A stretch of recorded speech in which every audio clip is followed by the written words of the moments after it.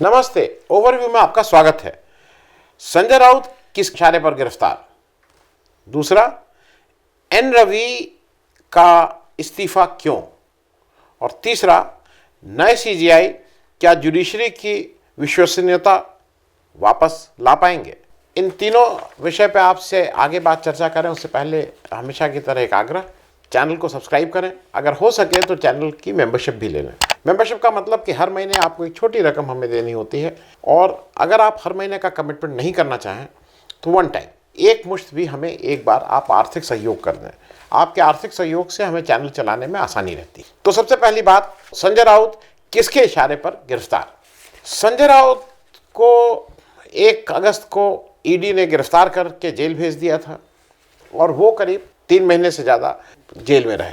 संजय राउत को कल बेल मिल गई।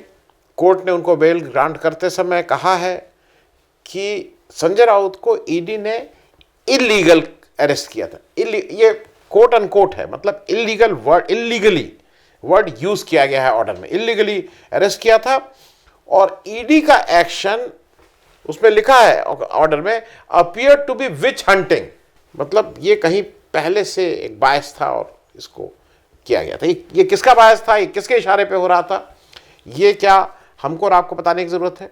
खैर, कोर्ट ने ईडी से कहा कि आरोपी को गिरफ्तार करने में जो, और ये कोर्ट ने एक ऑब्जर्वेशन, मतलब अपने ऑर्डर में लिखा है कि संजय राउत को गिरफ्तार करने में जो आपने एक्स्ट्रा ऑर्डिनरी पेस दिखाया है, मतलब इतनी तेजी ताबड़तोड़ दिखाया है, वो ईडी जनरली ट्रायल के समय स्नेल स्पीड से भी नहीं चलती है। स्नेल का मतलब घोंगा होता है, घोंगा बहुत धीरे धीरे, हमारे यहाँ घोंगे से एक और घोंगा बसंत भी कहा जाता है। ये जो ऑर्डर दे रहा है, जो ये काम करवा रहा है, उसको, हालांकि यहाँ तो स्पीड की बात है, लेकिन उसके कुछ चीज़ें उसके कुछ निर्णय घोंगा बसंत की श्रेणी में भी आते हैं। देखिए, एक चीज़ हिंदुस्तान में जो जिस वजह से ये कोर्ट कह रहा है, हिंदुस्तान में प्री ट्रायल अरेस्ट, जो पहले अरेस्ट कर लिया जाता है ना और फिर मुकदमा चलता है, फिर प्री ट्रायल अरेस्ट ही सजा हो जाती है।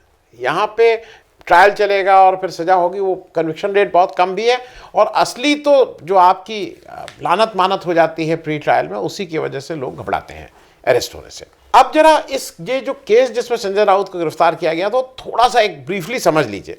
गोरेगांव में एक पत्रा तो आप समझते हैं ना, टिन शेड वाले पत्रा चाल का एक केस था। एक समय उसका रेनोवेशन था, रिहेबिलिटेशन की बात थी, का केस था, जिसमें ईडी 1034 करोड़ 1034 करोड़ का लैंड स्कैम केस के नाम से इसको प्रूव कर रही थी। इस केस में संजय राउत और उनके सहयोगी, उनके साथी प्रवीण राउत को भी ईडी ने गिरफ्तार किया था, और वो करीब 3 महीने से ज़्यादा जेल में थे, जैसा मैंने बताया। कोर्ट ने ईडी से ये भी पूछा कि इस केस के मुख्य अभियुक्त राकेश और सारंग वधावन जो थे, को ईडी ने इस केस में क्यों नहीं गिरफ्तार किया? दे वर द मेन अक्यूज, और उनको गिरफ्तार नहीं किया गया क्योंकि ये वधावंस ने अपना जुर्म भी एडमिट कर लिया था, और ईडी ने उनको दूसरे केस में गिरफ्तार भी किया हुआ था, लेकिन इस केस में नहीं गिरफ्तार किए गए। तो कोर्ट ये भी नहीं समझ पा रही है कि उनको, मेन अभियुक्तों को आपने गिरफ्तार नहीं किया, आप संजय राउत को गिरफ्तार करके ले आए। इस ईडी ने इस केस में संजय राउत की एक पुरानी सहयोगी स्वप्ना पटकार को भी प्राइम विटनेस बनाया है। अब उनकी गवाही यह है कि उनको प्रॉपर्टी खरीदने के, वही मेन प्रूफ ऑफ क्राइम है, पीओसी जिसको बोलते हैं, उन्होंने कहा है कि उनको प्रॉपर्टी खरीदने के लिए संजय राउत ने पैसा दिया था। और अब हालांकि अब झगड़ा हो गया है इन लोगों में, संजय राउत में और स्वप्ना पटकर में झगड़ा हो गया है, और वही इसकी प्राइम विटनेस बन गई हैं। कोर्ट ने यह भी पूछा कि ये सब जब कागज दिए गए हैं, आरोप पत्र हो गया है, और उसमें है कि इनके नाम से, उन्हीं के नाम से घर है, तो कोर्ट ने ईडी से पूछा कि आपने स्वप्ना पटकर को गिरफ्तार क्यों नहीं किया? मतलब आप उनको प्राइम अक्यूज, उनके कहने पे तो आप इनको कर रही गिरफ्तार, उनको क्यों नहीं किया? क्योंकि ईडी ने जब चार्जशीट फाइल की थी तो उसमें एक चीज और था, उसमें शरद पवार जी को भी लपेटने की कोशिश की गई है, क्योंकि ये बताया गया कि संजय राउत कैसे 2006-2007 में जब शरद पवार केंद्र में एग्रीकल्चर मंत्री थे तो एक मीटिंग किए, फिर उस समय के जो चीफ मिनिस्टर उनसे मीटिंग किए, वो कहीं ना कहीं उनको लपेटने की कोशिश की गई है। क्योंकि चार्जशीट में ये सब नाम पीएमएलए कोर्ट जो है, प्रिवेंटिव मनी लॉन्ड्रिंग एक्ट का जो ये कोर्ट है, जो जिसमें ये बातचीत चल रही थी, के अनुसार ईडी का, उसमें ये कोर्ट कह रहा है, ईडी की जो मंशा थी कि किसी भी समय शरद पवार और उस समय के जो चीफ मिनिस्टर महाराष्ट्र के थे वो भी इनकी हेट लिस्ट बोल लीजिए या इनके मतलब इनको भी कभी ना कभी आगे हम गिरफ्तार कर लेंगे। ये सब प्रेशर टैक्टिक्स की बात कर रहे हैं, वो बार बार ये कह रहे हैं कि ये सब प्रेशर टैक्टिक्स की बात थी, क्योंकि ईडी ने कोर्ट से संजय राउत को बेल न देने का एक कारण ये जो स्वप्ना पटकार थी उनके अगेंस्ट ये कहा था कि उन्होंने संजय राउत के अगेंस्ट एक पुलिस कंप्लेन की थी जिसमें कहा गया था कि वो उनको फिजिकल क्षति पहुंचा सकते हैं, तो इसलिए अगर अभी आपने उनको बेल दे दी तो वो उनको फिजिकल क्षति फिर से based on that old report. हालांकि पुलिस ने 2020 में नेशनल कमीशन ऑफ वुमेन को ये रिपोर्ट दी थी जिसमें कहा था, उसी रिपोर्ट का हवाला देखें जिसका ईडी हवाला दे रही है, जिसमें कहा था कि उनकी शिकायत पर स्वप्ना पटकर की ये शिकायत जो हुई है उसमें उन्होंने इन्वेस्टिगेट किया और इस शिकायत का मूल कारण स्वप्ना पटकर का व्यक्तिगत पर्सनल लाइफ की समस्याएं हैं, ना कि संजय राउत। अब इस कोर्ट के जो स्पेशल जज एमजी देशपांडे हैं जो ये पीएमएलए एक्ट के तहत इस केस की सुनवाई कर रहे हैं, उन्होंने ये साफ साफ कहा, उन्होंने कहा ये केस जो है ये सिविल नेचर का है, इसमें कहीं क्रिमिनलिटी वो नहीं है और अगर इसको कुछ होना भी है तो उसको सिविल अदालत ले आइए, इसमें आप इस तरह से गिरफ्तार करके ये नहीं कर सकते। क्योंकि उन्होंने कोर्ट ने ये भी कहा कि अगर संजय राउत एमपी हैं, उन्होंने इनसे ये कहा था कि मुझे टाइम और दे दीजिए, मैं अभी नहीं आ सकता हूँ, तो कोई अगर टाइम मांग रहा है तो ये बेसिस नहीं है किसी को भी गिरफ्तार करने का, साफ साफ कहा है। क्योंकि अब जो मूल प्रश्न है जहां से मैंने शुरू किया था कि ये ईडी डायरेक्टली किसके अंडर में है, मिनिस्ट्री ऑफ होम के अंडर है, और ये मिनिस्ट्री ऑफ होम में आज की तारीख में who is calling the shot, कौन जिम्मेदारी ले रहा है, कौन कहां किसको भेज रहा है, कौन क्या कर रहा है, ये जग जाहिर है। तो जिम्मेदारी और किस्ती के इशारे पे हुआ ये बिल्कुल साफ है। क्योंकि एक चीज और समझ लीजिए, संजय राउत को जब अरेस्ट किया गया था तो वो उस समय राज्यसभा का सेशन चल रहा था, वो राज्यसभा के मेंबर भी हैं, लेकिन एक बात अजीब सी थी कि शिवसेना को छोड़ के आपने और पार्टी को सुना कि उन्होंने कहीं इस तरह की आवाज उठाई। मुझे ऐसा लगता है कि हिंदुस्तान के लोकतंत्र को अगर बचाना है तो इस तरह के गैर लोकतांत्रिक जो काम हो रहे हैं उसके लिए अगर विपक्ष इररिस्पेक्टिव, क्योंकि ये कोई सीट तो एक दूसरे को देने की बात नहीं थी, कोई एडजस्टमेंट की भी बात नहीं थी कि हमने आपको कर दिया तो आपकी सीट और मेरी सीट और आपका वोट और मेरा वोट, लेकिन अगर एक विपक्ष के किसी व्यक्ति को बिल्कुल सरेआम आप साफ साफ उसको तंग करने के लिए काम कर रहे हैं और विपक्ष एक होकर खड़ा नहीं हो रहा है, तो इतना जरूर है कि आग इन सब के दरवाजे पे पहुंचेगी, इन सबके नहीं, हम सबके दरवाजे पे भी ये जो इस तरह की आग देश में चल रही है वो सबके दरवाजे में पहुंचेगी। क्योंकि चीजें इंपॉर्टेंट हैं। संजय राउत की एंजियोप्लास्टी हो चुकी है 2 बार, उन्होंने कहा अगर कोर्ट इंटरफियर नहीं करता तो उनको एक नॉन वेंटिलेटेड रूम में रखा गया, तो उनको ऐसे ही मारने की पूरी वो कर ली गई थी। जो साजिश थी वो ये था कि कोर्ट में अपने आप मर जाए जेल में। तो ये अगर ऑपोजिशन इन सब मामलों में भी मेरा और तेरा और ये सब करता रहेगा, UPA non UPA NDA non NDA सब करता रहेगा, तो इसके भयावह परिणाम हो सकते हैं। मोटी बात यह है कि इसके लिए जो व्यक्ति जिम्मेदार है कहीं ना कहीं उसका चेहरा भी सामने आना चाहिए। अब हम दूसरी बात कर लें, एन रवि का इस्तीफा क्यों। एन रवि साहब तमिलनाडु के इस समय गवर्नर हैं और तमिलनाडु के सेक्युलर प्रोग्रेसिव अलायंस जो है, जो इस समय वहाँ रूल कर रहा है, जिसको डीएमके लीड कर रहे हैं, उसमें कांग्रेस भी है। सब लोगों के एमपीज ने तमिलनाडु के गवर्नर आर.एन. रवि को गवर्नर पद से हटाने के लिए एक मेमोरेंडम भारत के राष्ट्रपति को सौंपा है। ये 2 नवंबर का हालांकि मेमोरेंडम है, लेकिन कल इसको सार्वजनिक कर दिया जाए कि अब ये पब्लिक डोमेन में भी है। उसका जो पहला कारण और जो मूल कारण है वो ये है कि 20 से करीब बिल तमिलनाडु के गवर्नर साहब अपने पास दबा के रखे हुए हैं और उसमें एक जरूरी बिल, मतलब उसमें सभी जरूरी बिल हैं, लेकिन उसमें से एक जो नीट एग्जेम्पशन, नीट जो नेशनल एंट्रेंस टेस्ट होता है, उससे तमिलनाडु सरकार कह रही है कि हमें एग्जेम्पशन मिले, हम अपना टेस्ट करते हैं, हम उसी हिसाब से करेंगे। नीट का एग्जेम्पशन क्यों मांग रहा है, उसका कारण यह है कि डीएमके का ये पोल प्रॉमिस था। जब वो चुनाव में आई थी तो ये उसका पोल प्रॉमिस था, क्योंकि उस समय बहुत से छात्रों ने आत्महत्याएं की थी और डीएमके को अपने उससे लगता था कि ये नीट तमिलनाडु में नहीं लागू होना चाहिए। और इसमें कोई गलत बात भी नहीं है। अगर मान लीजिए कोई एक स्टेट चाह रही है और अगर शिक्षा स्टेट सब्जेक्ट है तो उसमें कौन सी दिक्कत थी। दूसरा बड़ा आरोप आर.एन. रवि जी के ऊपर जो इस मेमोरेंडम में लगा है कि उनके वक्तव्य जो हैं वो तमिलवासियों के सेंटिमेंट को हर्ट करते हैं। ये भी एक बड़ा आरोप है। और सबसे ज्यादा इसमें जो चर्चित है वो आप गूगल कर लीजिए, आपको सबको मिल जाएगा। उसमें ये इनका एक जो वक्तव्य था अभी कुछ दिन पहले कि India is dependent on one religion, और जबकि हमारा देश संविधान और कानून से चलता है, इज डिपेंडेंट ऑन संविधान एंड कानून, नॉट धर्म। ये इन एमपी साहब लोग जिन्होंने ये मेमोरेंडम साइन करके दिया, उनका ये मूल रूप से कहना है। क्योंकि देखिए एक चीज और कहा गया है, किसी भी बिल, इस मेमोरेंडम में पूरा एक सिलसिलेवार कहा गया, किसी भी बिल की नीड, रिक्वायरमेंट एंड नेसेसिटी, जरूरत, आवश्यकता ये क्यों है, वो सदन मतलब विधानसभा या उसके पटल पे, हाउस के पटल पे ये डिसाइड होता है। ये गवर्नर का काम नहीं है, ये काम लेजिस्लेचर का है। जब राज्यपाल चूंकि निर्वाचित नहीं होता है, वो अगर निर्वाचित सरकार का विरोध करता है तो उसको कॉन्स्टिट्यूशनल परवर्जन बोला जाता है। ये मतलब हमारे संविधान के साथ खिलवाड़ की बात करना है। आर.एन. रवि जी का एक छोटा सा आपको इतिहास और बता दूं, ये आईपीएस 1976 बैच के हैं, जिससे आपको पता लग जाएगा कि क्या बैकग्राउंड और कहां से। पटना में इनका जन्म हुआ था। शुरुआत इन्होंने पत्रकारिता से की थी, फिर ये आईबी में इन्होंने असली काम किया है। आईबी डोवाल साहब वाला, हमारे जो एनएसए हैं।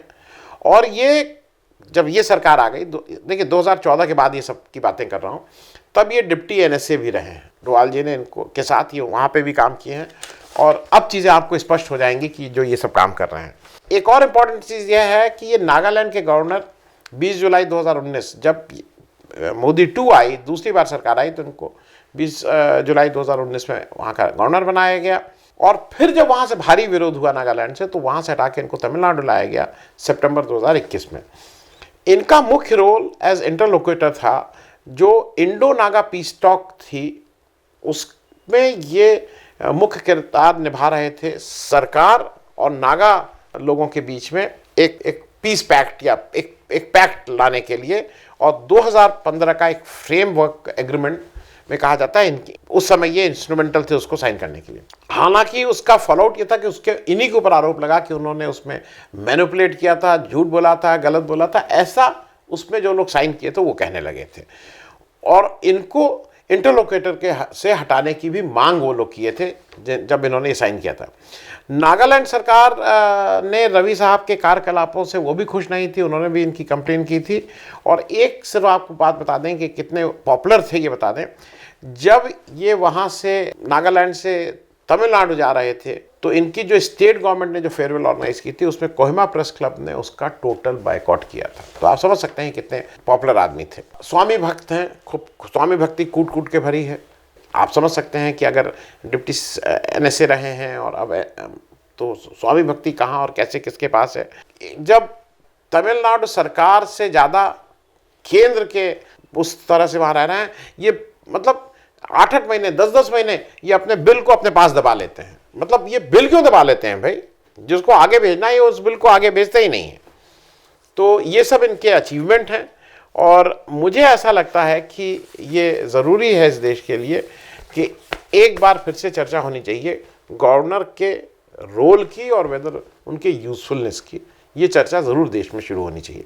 तीसरी और अंतिम बात, नए सीजीआई क्या जुडिशरी की विश्वसनीयता वापस ला पाएंगे? ये मैं इसलिए कह रहा हूँ कि नए chief justice of India Chandrachud साहब ने कल पदभार ग्रहण किया है। 2 इम्पॉर्टेंट कल चीज़ें हुई। एक तो उनकी अपनी कोर्ट में उन्होंने आजम खान वाले केस में जिस तरह से इलेक्शन कमीशन को और स्टेट गवर्नमेंट्स को सबको इन्होंने फटकार लगाई और कहा कि इतनी कौन सी जल्दी थी, वो क्लियर है। देखिए ऐसा है कि एक अगर आपको शर्म है तो शायद एक कोई जोर से बोल, आप देखते नहीं घर में अगर आप बच्चे या कोई हो तो कोई जोर से बोल देता है तो लोग रोने लगते हैं। और कई ऐसे लोग हैं कि मार पिटाई मारते मारते मारते मारते जो मारता है उसका हाथ पैर थक जाता है, लेकिन वो जो पिट रहा होता है वो धूल झाड़ के खड़ा हो जाता है, फिर अपना चल देता है। वैसे तो अगर आपका गांव से है तो ये सब तो बात ही साफ है। तो उसी तरह से ये है कि जो चीफ जस्टिस ऑफ इंडिया जिस तरह के ऑब्जर्वेशन कर रहे हैं, उसके बाद भी अगर किसी को शर्म नहीं है तो कुछ कहने की बात नहीं है। एक और इम्पॉर्टेंट बात कल हुई है, 5 जज की कॉन्स्टिट्यूशनल बेंच बनी हुई थी। डिमोनेटाइजेशन पे सरकार से जवाब मांगा जा रहा है। सरकार बार बार एडजॉर्नमेंट ले रही है। वो कह रहे हैं कि भाई आप बताइए ना कि उस दिन 7 नवंबर को 2016 को आपने किस किस बूते पर क्या क्या और किस किस बिना पर किया था। सरकार जवाब नहीं दे पा रही है। और कल कॉन्स्टिट्यूशनल बेंच जब फॉर्म होती है तो 5 जज अपना उनके कोर्ट छूटते हैं, बाकी आदमियों के मतलब एक नियमित काम को का हर्जा होता है और उसकी जगह एक कॉन्स्टिट्यूशनल बेंच बनती है, माना जाता है इंपॉर्टेंट है, और वहां पे आके अटॉर्नी जनरल ऑफ इंडिया कहते हैं कि हमें और समय चाहिए। वो जो सुना है ना, तारीख पे तारीख, तारीख पे तारीख डायलॉग, तो तारीख पे तारीख, वहां जजेस ने कहा कि ये क्या है भाई, कॉन्स्टिट्यूशनल बेंच में नहीं एडजॉर्नमेंट दिया जाता है, लेकिन अब सरकार है तो सरकार के सामने तो नहीं, उनको अभी भी चाहिए। 6 साल हो गए हैं, सरकार के पास अभी भी एक्सप्लेनेशन नहीं है कि 2016 का वो एक मतलब जो मोदी जी का मास्टर स्ट्रोक ऑफ नोटबंदी था वो क्यों किया गया था, उसका कोई वो नहीं है। लेकिन जो मैंने जहां से बात शुरू की थी, चीफ जस्टिस ऑफ इंडिया के बारे में 2 चीज़ें बात जो चल रही है वो मैं कर दूं, क्योंकि वो कुछ वकील, कुछ रिटायर्ड जजेस से जो बात हो रही है, इनकी बहुत ज़्यादा गुडविल है। Second generation of chief justice of India पहली बार हो रहे हैं, पिताजी भी चीफ जस्टिस, ये भी बहुत पढ़े लिखे, बहुत ज़हीन।